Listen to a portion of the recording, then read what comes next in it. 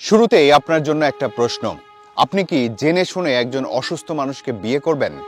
অসুস্থ বলতে যদি জানেন যে তার মেরুদণ্ডের হাড় ভাঙা, এটা জেনেও যদি আপনি তাকে বিয়ে করেন তাহলে আপনি নিঃসন্দেহে একজন মহান এবং মানবিক মানুষ। সমাজে এই ধরনের মানুষের সংখ্যা কম থাকতে পারে, কিন্তু একেবারেই যে নেই তা কিন্তু নয়।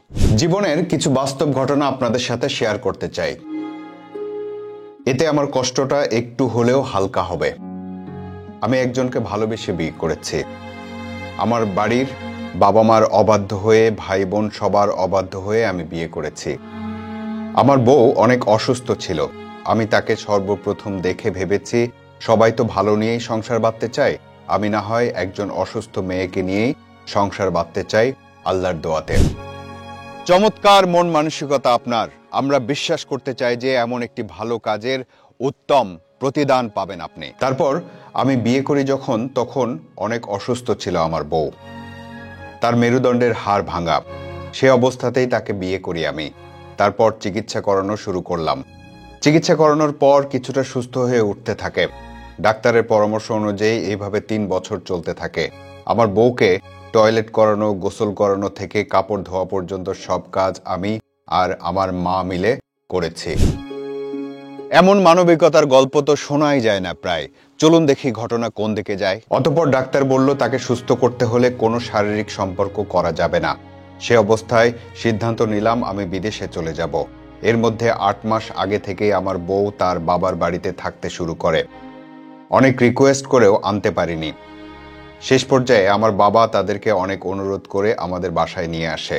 সেটা ছিল আগস্টের 15 তারিখ। তার সাথে আমার শ্বশুর শাশুড়িও আসেন। পরের দিন 16 তারিখে আমি বাড়ি থেকে বের হয়ে চলে আসি বিদেশে যাওয়ার জন্য। 17 তারিখ চট্টগ্রাম বিমানবন্দর থেকে আমার ফ্লাইট হয় সাউথ আফ্রিকার উদ্দেশ্যে।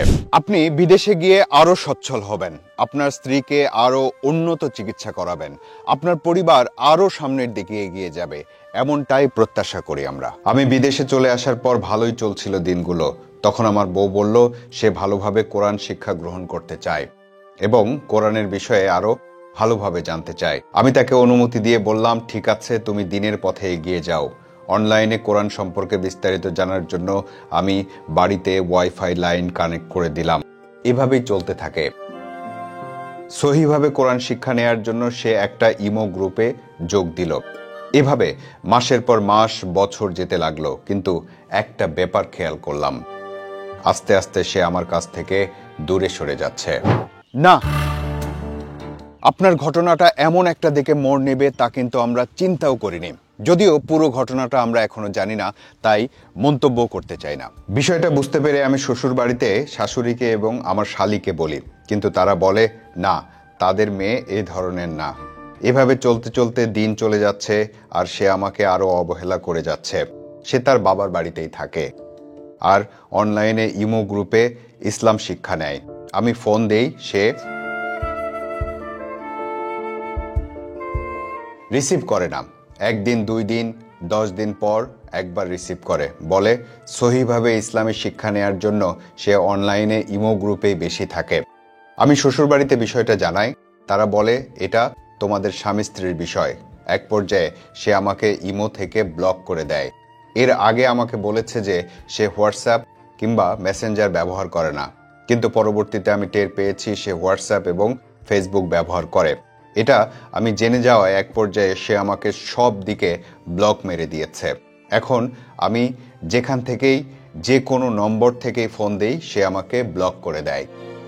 এর মধ্যে শুধু টাকা পয়সা প্রয়োজন হলে ফোন দেয়, আমি তাকে টাকা পাঠিয়ে দেই। অর্থাৎ বিদেশে আপনি হয়তো হাড় ভাঙা পরিশ্রম করে টাকা উপার্জন করছেন, তারপর সংসারের সুখের জন্য সেই টাকা দেশেই পাঠাচ্ছেন, কিন্তু আপনার মনেই তো সুখ থাকলো না। এখন সে তার বাবার বাড়িতেও নেই। কোথায় চলে গেছে জানি না। এই বিষয়ে আমার শাশুড়িকে এবং শ্বশুরকে জিজ্ঞেস করা হয়েছে, তারা বলেছে জানে না। তারপর ভিন্নভাবে তাকে আমি ফেসবুকে ফলো করতে শুরু করলাম। তারপর একদিন দেখি সেখান থেকেও আমাকে ব্লক মেরে দিয়েছে। এর মধ্যে একটা ছেলে যাকে আমি চিনি না, ছেলেটার বাড়ি কোথায় কিংবা নাম কি তাও জানি না, সে আমার ইমোতে মেসেজ করে এবং ভয়েস রেকর্ড পাঠায়। পরবর্তীতে সেই ছেলেটা আমাকে হুমকি দিয়ে বলে তোমার বউকে ছেড়ে দাও। এখন আমার বউয়ের সাথে আমার কোনো যোগাযোগ নেই, যোগাযোগ করতে চেষ্টা করি অন্য নম্বর দিয়ে, কিন্তু সে ব্লক মেরে দেয়। আমার শ্বশুরবাড়ি মানিকগঞ্জ জেলার হরিরামপুর থানায়।